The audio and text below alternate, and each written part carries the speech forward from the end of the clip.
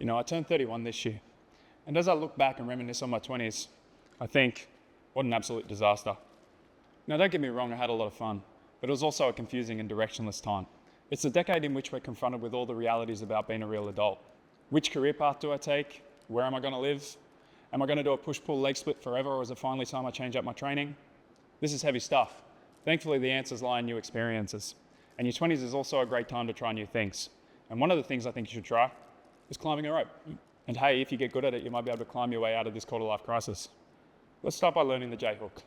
Now, when practicing the J-hook, it helps to have a box or a bench to sit on. Here's one I prepared earlier. We're going to start seated on the box. I'm going to raise this leg to my chest. I want to create a J shape, tracing down from my knee to my foot, keeping my toes up to really emphasize that bottom curve of the J. It's the job of this leg to find the rope. At all times, I want to keep the rope centered on my shin, knee on the outside of the rope, foot on the inside. I'm then going to create another hook with my opposite leg. I come around, I scoop and catch the rope. I then bring it on top and sandwich the rope between my arches. I'm really working hard here to squeeze my feet together. In a rope climb, it's the job of our feet to hold us onto the rope. I should now be able to push into the rope and stand up. Now that we know our J-hook, let's put it into action and climb the rope.